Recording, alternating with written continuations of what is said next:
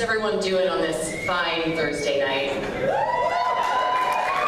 Some people are enthusiastic over there. That's great to hear. Yeah. Tomorrow's Friday. That's TGIF. Yeah, right. Right. You can come to Magoobies and watch actual comedians perform. Yeah. Saturday too.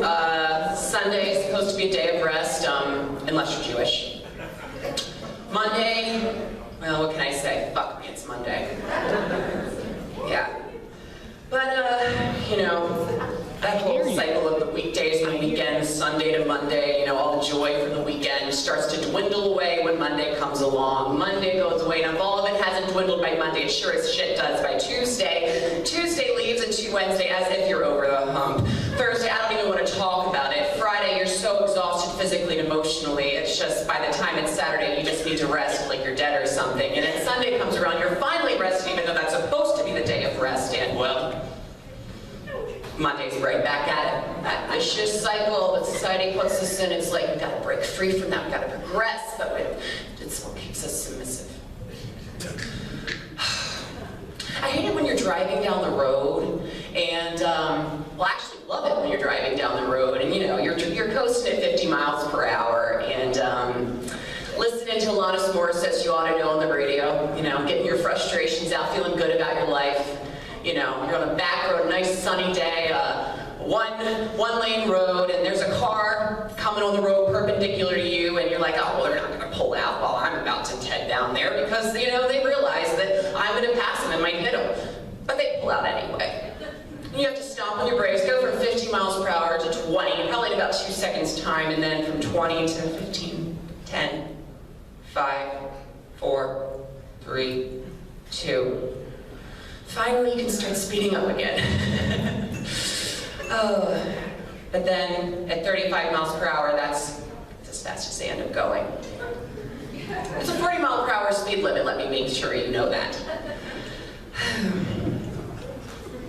It's times like those you want to just use your telekinetic powers your mama gave you to move that car to the side of the road, or better yet, build a beltway, cut down all those trees on that back road, as sad as that might seem, and build that beltway. But then you realize with the beltway, well, 4:30, 5:30, that traffic, that's gonna suck just as much. So why don't they invent flying cars already?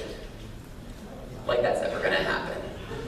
Sorry, I know I feel like I'm being very negative, and I apologize for that. If anybody's, you know, getting depressed by this, maybe it's the atmosphere in here, you know, like the walls are blue and everything. Like, I mean, I know there's some red and white and black and stuff, but blue is like a sad color. Like, it's kind of like funny, like, this is not funny, but sad, but like, this is a comedy club, it should be funny, not sad and blue. Maybe that's the irony, the paradox of it, you know? So sad is funny, yeah. Oh, thank you, I do go, yes, I'm going. I hate it when you're applying for a job, and they ask, do you prefer to work alone or do you prefer to work with others? And I say, well, it depends on what I'm applying for. I was applying to be a shuttle bus driver, so I said I prefer to work alone, and they, you know, didn't accept me. Why? Because I said I prefer to work alone, and I should have said I prefer to work with others. So they asked you, do you prefer to work with others? And I'm like, well, yeah, that's what's going to get me the job, then sure, I like to work with others. Can you be clear, though, as to whether it's work with others as in customers or as with coworkers? Next time, I hope they'll give me a third option. Prefer to work alone, prefer to work with others, and prefer not to work. I think I'd pick the third option, and oddly enough, I think that might get me the job. Last night, I was taking a survey on Facebook. It asked me, what horror movie best describes your sex life? I got Alone in the Dark. Well, keep the laugh-gasms coming. No pun intended.